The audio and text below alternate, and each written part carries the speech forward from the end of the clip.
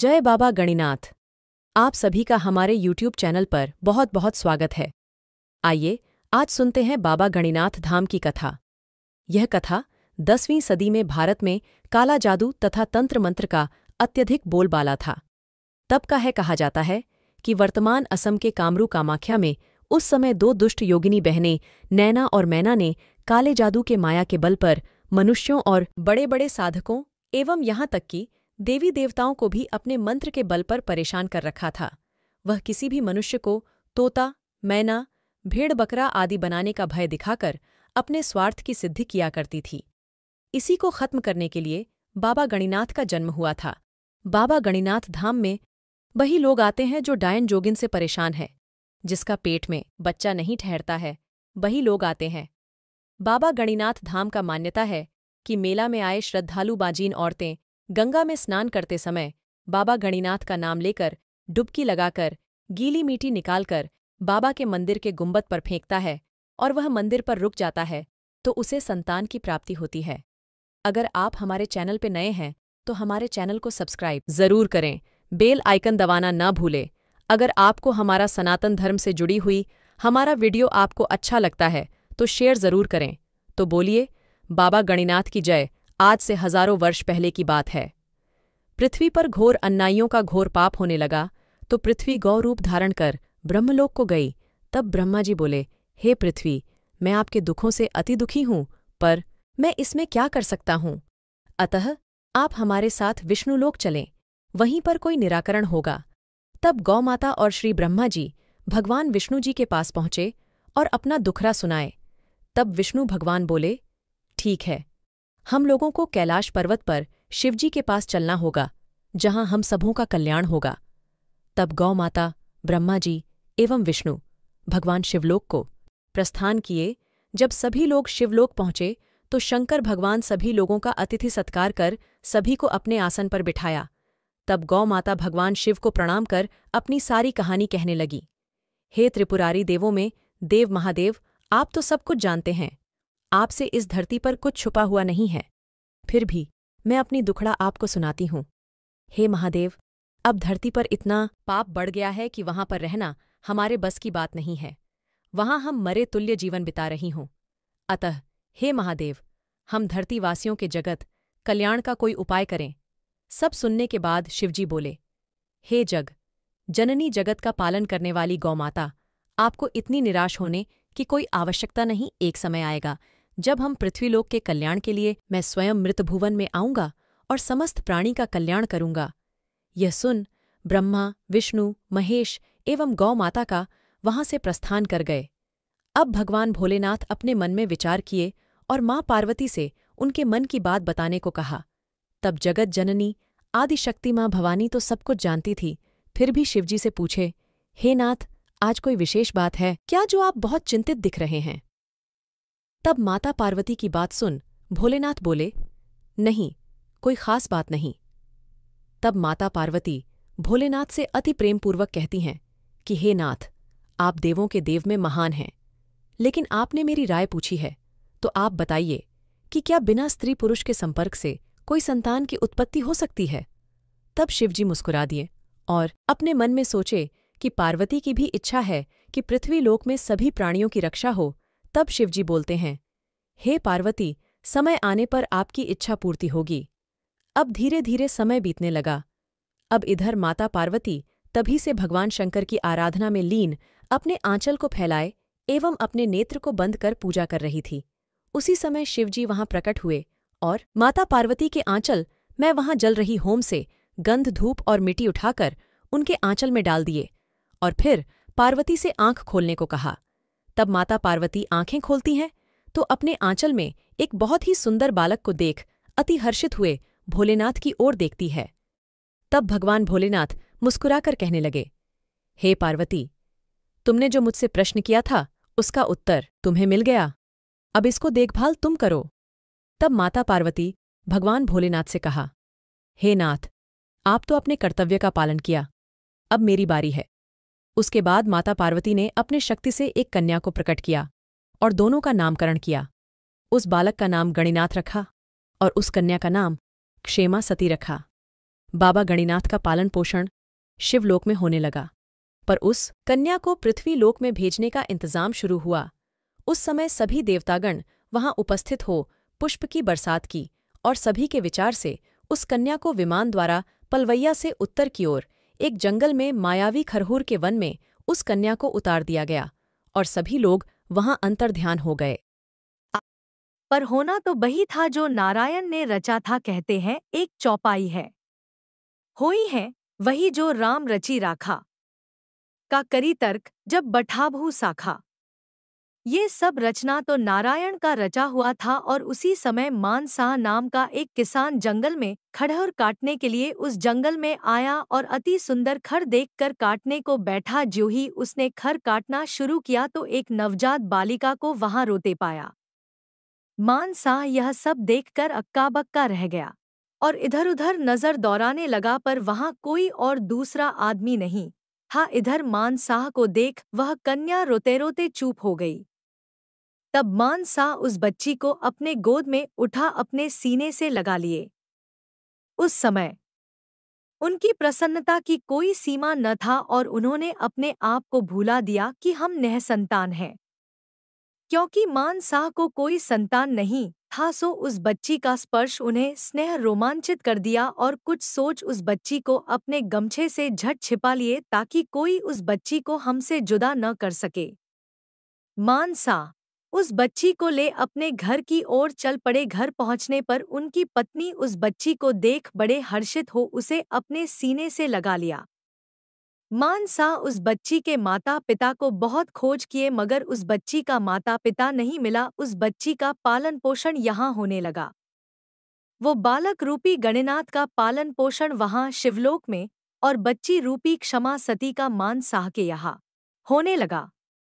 धीरे धीरे कुछ समय बीता तो शंकर जी उस बालक गणिनाथ को विष्णु लोक ले चले। विष्णुलोक में भगवान नारायण ने उस बालक को देख अति प्रसन्न हुए और अपने पास ही रख लिया और उनका शिक्षा दीक्षा एवं साधना वहां होने लगा। धीरे धीरे कुछ समय बीता। अब बालक गणिनाथ का उम्र 14 वर्ष का हुआ। तब एक रोज भगवान भोलेनाथ विष्णु लोक पहुंचे और विष्णु भगवान से मिलने के उपरांत बालक गणिनाथ को बोले, हे वत्स, अब तुम्हें मृत्युलोक में जा धरती वासियों के कल्याणार्थ काम करने हैं। अतः वहां चलने की तैयारी करो। अब बालक गणिनाथ की विदाई के लिए सभी देवगण वहां उपस्थित हो गए। अब बालक गणिनाथ जब विष्णु भगवान चरण स्पर्श कर उठा तो उनके दोनों आंख भर आए। तब भगवान विष्णु ने पूछा, बोलो वत्स, क्या हुआ जो आशा की बूंद टपकने लगे।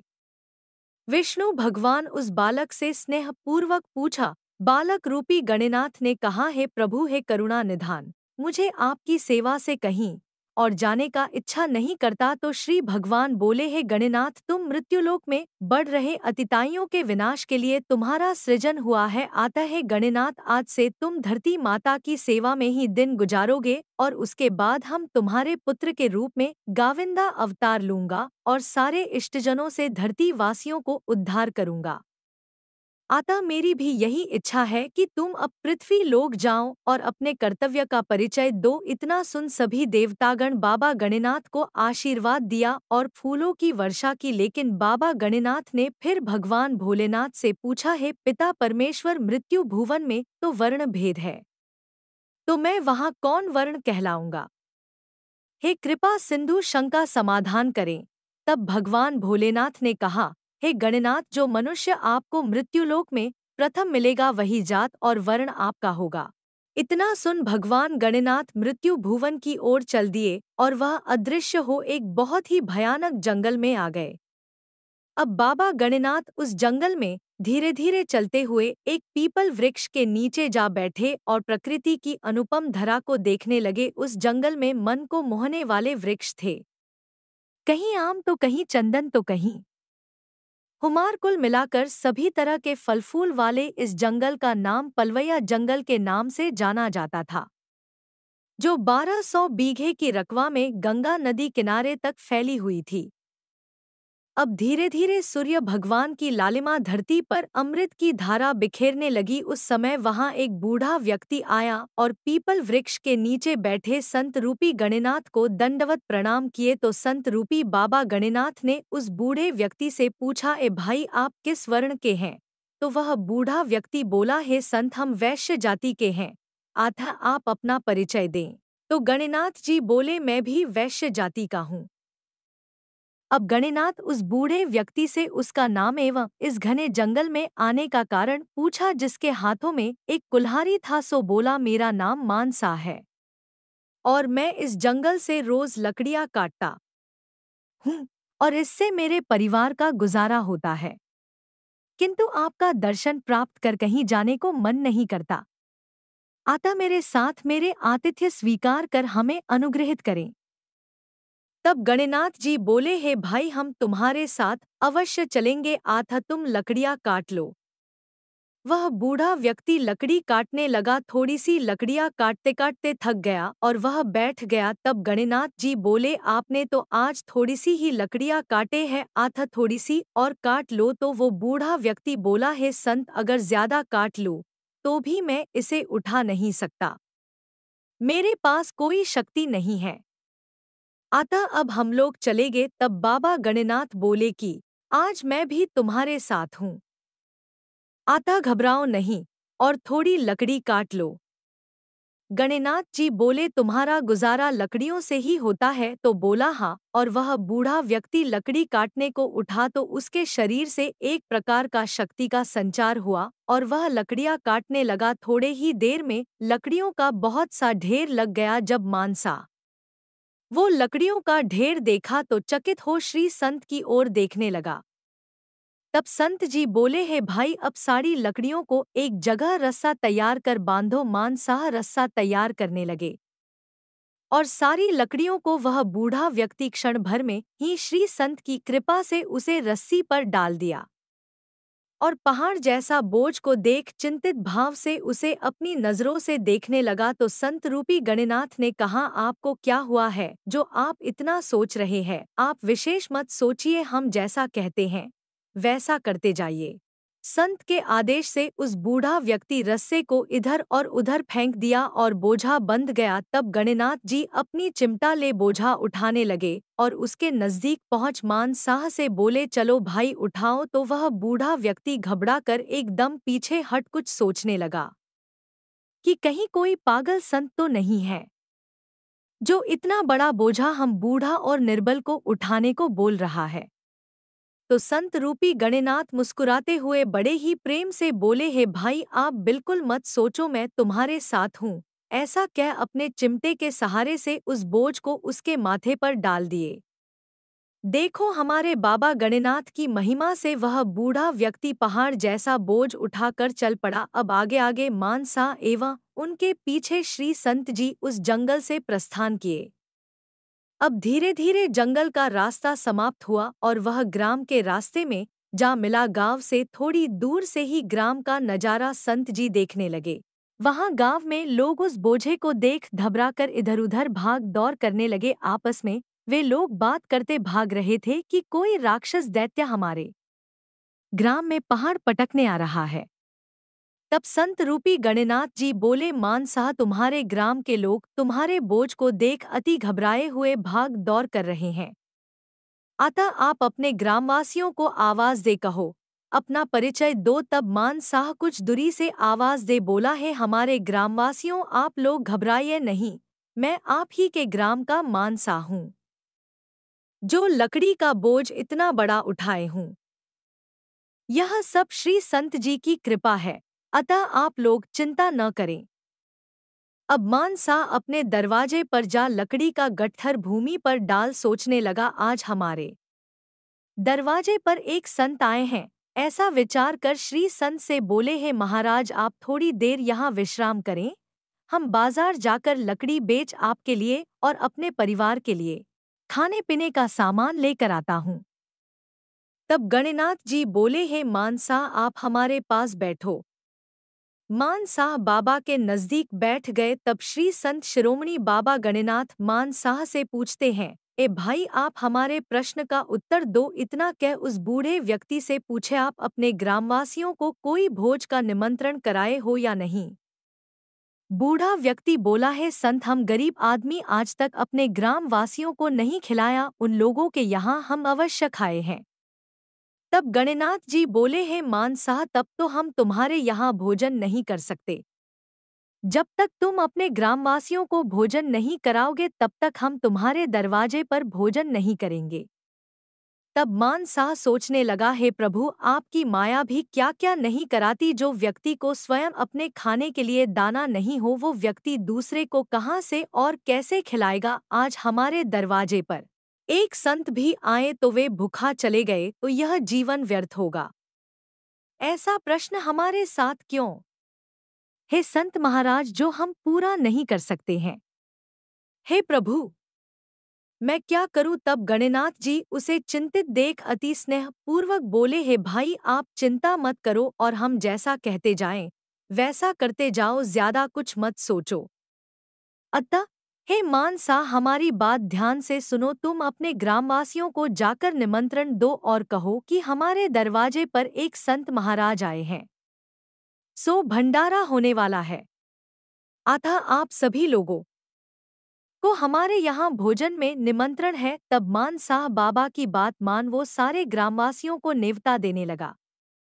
अब सभी ग्रामवासी उस बूढ़े व्यक्ति को चकित भाव से देखने लगे।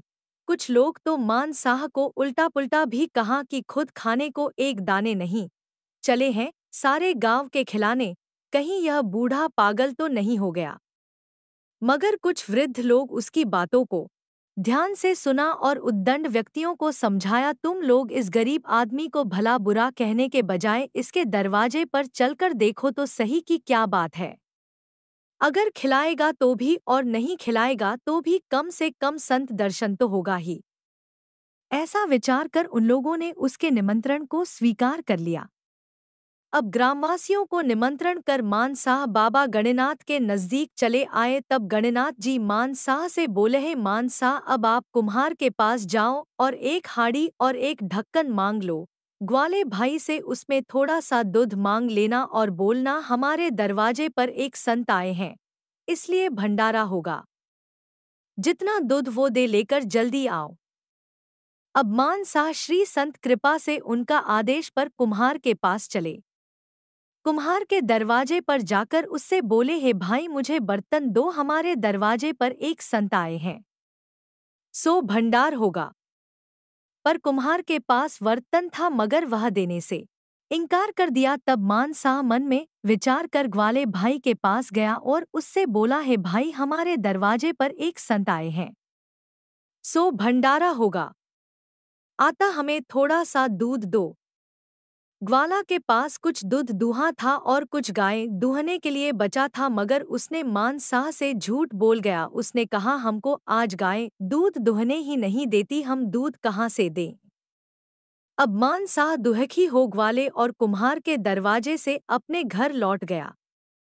जब मान साह को खाली हाथ लौटा देख बाबा गणिनाथ जी अपने नजदीक बैठने को कहा। अब उधर कुम्हार का सब पका हुआ बर्तन कच्चा हो गया और ग्वाले भाई का सारा दूध फट गया। जो गाय नहीं दुहाई थी सो अब दुहने ही नहीं देती।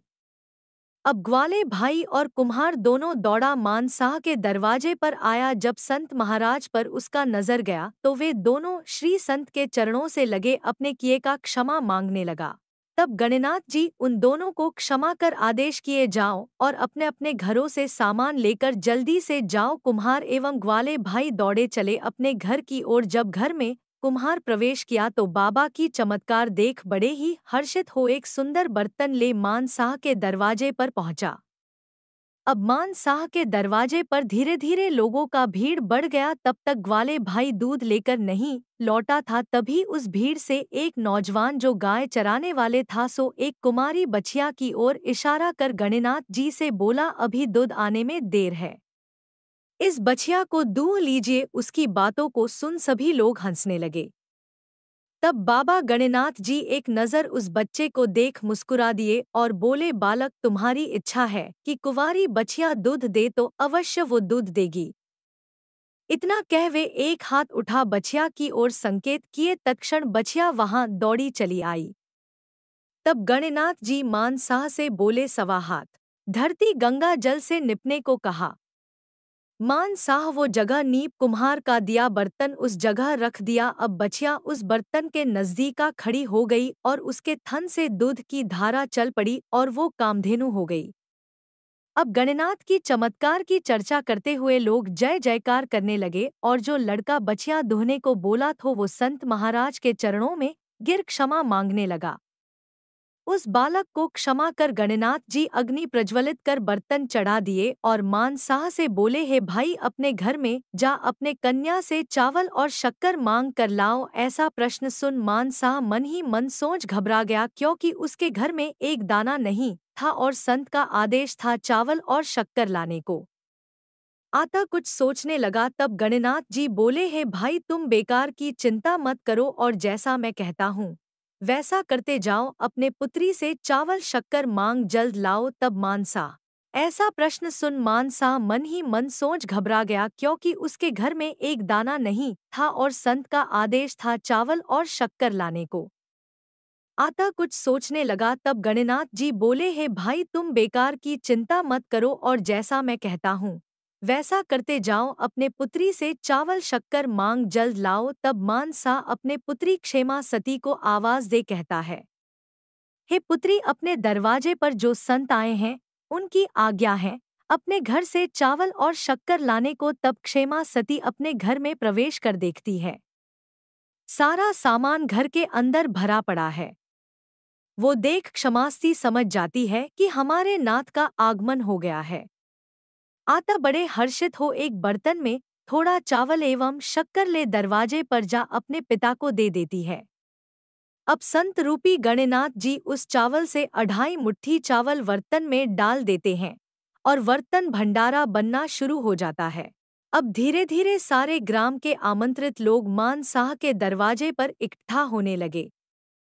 तब गणनाथ जी सभी ग्रामवासियों से पंक्तिबद्ध होकर बैठने को कहा। सभी लोग लाइन से बैठ गए तो गणनाथ जी मान साह को आज्ञा किए, जाओ सभी के सामने पत्तल डालो। फिर क्या था बाबा की महिमा जान, वह अपने घर में जा लोगों के सामने पत्तल डाल दिया। तब गणनाथ जी प्रसाद में तुलसी छोड़ आदेश किए, सभी लोगों को एक एक ढक्कन प्रसाद देते चले जाओ।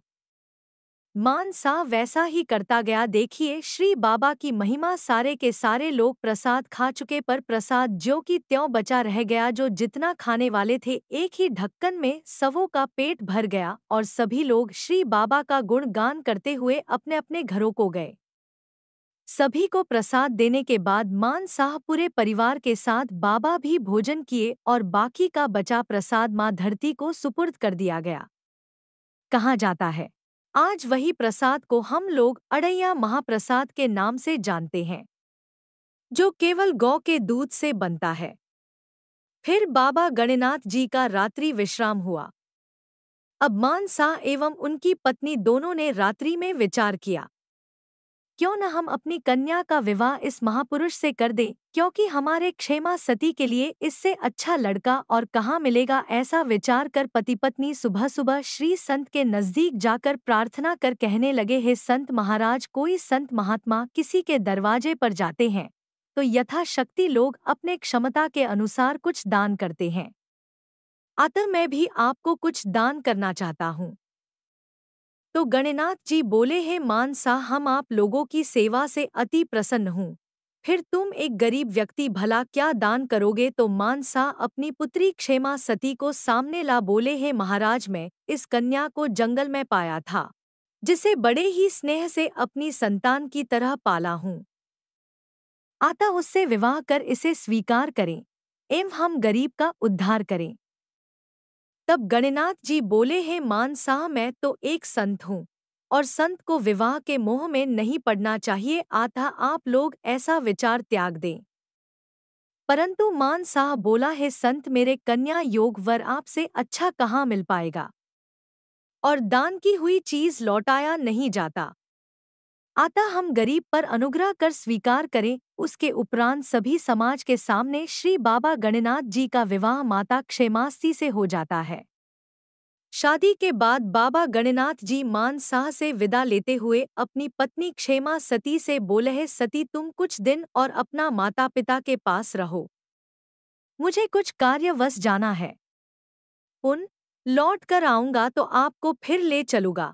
फिर बाबा गणनाथ को मैया क्षेमा सती ने कहा है, नाथ अब मैं आपकी अर्धांगिनी हूँ और आपकी सेवा करना मेरा धर्म है, इसलिए है नाथ आप जहाँ जाएंगे वहाँ आपके साथ मुझे जाना मेरा अधिकार बनता है, अतः मैं भी आपके साथ चलूंगी। ऐसा बात सुन बाबा गणनाथ और मैया क्षेमा सती वहां से चल पड़े। अब बाबा गणनाथ जी गांव से निकल जंगल के रास्ते से होते हुए गंगा किनारे पर जा एक स्थान पर अपना चिमटा, कमंडल और खड़ाऊ रख किनारे पर उसे घास फूस साफ करने लगे और अपने मन में विचार किए, यहाँ पर कुछ दिनों तक जप तप साधना करूंगा, और वही साधना में लीन हो गए। साधना में ही उन्होंने देखा कि किस तरह उस राज्य के राजा के साथ नैना और मैना जोगिन ने उस राजा को आंखों से अंधा किया और कैसे उसके बेटे का जान गई। वो सब समझ गए। उसी समय कुछ लोग अपने कंधे पर अर्थी ले उसी ओर चले आ रहे थे। तो गणनाथ जी अपने मन विचार किए, मैं यहाँ तपोभूमि बनाने का सोचा था, मगर ये लोग तो यहाँ श्मशान बनाएंगे। इतने में वे लोग अर्थी को कुछ ही दूरी पर रख दिया तो संत रूपी गणनाथ जी उन लोगों से पूछे, ए भाई यह कौन आदमी और किसका लड़का है और कैसे वह मरा, मुझे बताओ। तब वहां आए लोगों में से एक व्यक्ति बोला, है संत आप जिस जगह पर बैठे हैं उस जगह का नाम पलवैया नगरी है। उन्हीं राज्य के जमींदार श्री धर्म साह जी हैं, जो स्वयं दोनों आंखों से अंधे हैं, एवं उन्हीं का एकलौता पुत्र जिसका नाम धीरज कुमार था, उसी को कल रात्रि में कालवन एक नाग ने डस लिया और वो मर गया। हम लोग ने बहुत जगह बैद और झाड़ फूक कराया मगर कोई फायदा नहीं हुआ। तब गणनाथ जी बोले, हे भाई अर्थी के बंधन को खोलो, वह बालक अब जगने ही वाला है, वो बहुत देर तक मीठी नींद में सो चुका है। तब उस भीड़ में एक आदमी बड़े ही अभद्रतापूर्ण बोला, ये कोई पागल आदमी है, इसके बातों में समय बर्बाद न करें, हम लोगों को आज अन्न खाएं, तीसरा दिन बीत रहा है, अतः जल्दी में क्रियाकर्म कर घर चले। उसी भीड़ से एक वृद्ध व्यक्ति बोला, ए भाई किसी संत के साथ ऐसा व्यवहार नहीं करना चाहिए, और कहा गया है जो न करे लकीर वो करे फकीर। तो ऐसे भी अर्थी तो मुझे खोलना ही पड़ेगा, और खोलकर दिखा देंगे तो हमारा क्या जाएगा। इधर बाबा मन में विचार करने लगे, जिस राज्य का राजा अंधा हो और उसका एकलौता पुत्र मर जाएगा तो हम उस राज्य में कैसे रहेंगे। ऐसा सोच श्री बाबा जी ने अपने कमंडल से गंगा जल एवं झोले से भस्म ले उस बालक के ऊपर छिड़क दिए। तत्क्षण वह बालक उठ बैठा और श्री गणनाथ जी को दंडवत प्रणाम किया। सभी लोग जय जयकार करने लगे। तब बाबा गणनाथ जी उस बालक से बोले, जाओ वत्स, अपने घर जा, अपने माता पिता का दर्शन करो, कल्याण होगा। वह लड़का दौड़ते हुए अपने घर को दौड़ चला और अपने घर पहुंच अपने पिता को आवाज दी। उसके पिता ने अपने पुत्र की आवाज पहचान रोते रोते चुप हो गया। उसी समय वह धीरज नाम के लड़का अपने पिता के सीने से जा लगा। तब उसके पिता ने पूछा, तुम जीवित कैसे हो गए, तुम्हें तो सारे लोग नदी में प्रवाहित करने गए थे। तो वह लड़का बोला, अपने ही राज्य में एक महात्मा आए हैं, उन्हीं के कृपा से हमें जीवन मिला है। यह सुन धर्म सा अपने पुत्र को सीने से अलग करते हुए दोनों हाथों को जोड़ वही मस्तक नीचा कर प्रणाम कर ज्यों ही अपने सर को ऊपर उठाया, तत्क्षण आंखों की ज्योति लौट गई और वह देखने लगा। प्रथम बार उसने अपने पुत्र को देखा। अब धर्म सा अपने पूरे समाज के साथ बाबा के दर्शन को सारे लोग हर्षित हो उनके पास जा पहुँचे। गंगा किनारे पर जब बाबा के चरणों से लग श्रद्धा की आंसू बहाने लगे, तब श्री गणनाथ जी धर्म साह को सस्नेहपूर्ण आशीर्वाद दे बोले, है धर्म साह आप यहाँ आ गए सो बहुत ही अच्छा हुआ, क्योंकि मैं तुम्हारे आज्ञा के बिना ही इस जगह पर अपना आसन लगा लिया था। मुझे थोड़ी सी जगह नदी किनारे पर चाहिए, जहाँ एक छोटा सा कुटी बना तपस्या और साधना कर सकूं। इस बात पर धर्म साह खुश हो बोला, है प्रभु, आज से ए पलबैया राज्य आपका ही है। तो गणनाथ जी बोले, मुझे राज्य पाट से क्या लेना देना। मुझे तो केवल एक कुटी भर जगह चाहिए। पर धर्म सा नहीं माना और बोले जो हम लोग दान कर देते वह वापस नहीं लेते, अतः इसे स्वीकार करें। तो बाबा बोले सारे राज्य को दान कर तुम कहाँ रहोगे? तो धर्म साह बोला आपकी कृपा से मेरे दोनों नैन एवं मेरे पुत्र का जीवन दान मिला, मैं अपने भाई के राज्य में सुखी पूर्वक अपना जीवन बिता लूंगा। तब गणनाथ जी बोले आज से इस नगरी का नाम तुम्हारे नाम से ही शुरू होगा। इसलिए धर्म साह के नाम से ही धर्मपुर राज पलवैया इस जगह का नाम पड़ा जो आज भी इसी से विख्यात है। और उसी समय बाबा गणनाथ ने अपने मंत्रों से इस राज्य धर्मपुर राज पलवैया को सुरक्षा प्रदान की जिसका रकबा 1250 बीघे की है, जो वर्तमान में गंगा के गर्भ में है। कहीं बालू है तो कहीं जंगल और कहीं कहीं खेती भी होती है, जो बाबा गणनाथ जी के वंशज पंडा पुजारियों के अधीनस्थ है। अब कुछ दिनों तक तपस्या कर अपनी पत्नी के साथ धर्मपुर राज पलवैया गंगा किनारे पर रहने लगे। अब धीरे धीरे बाबा की महिमा की चर्चा होने लगी। अब बाबा गणनाथ जी ग्राम वासियों को जंगली और बंजर भूमि को खेती योग्य बनाने का आदेश दिए और खुशी से रहने लगे। इसी बीच मैया क्षेमा सती ने गर्भ धारण किया। इससे आगे की कहानी आप सुनेंगे अपने अगले एपिसोड में। तब तक के लिए आप सभी भक्तों को जय बाबा गणनाथ। हर हर महादेव।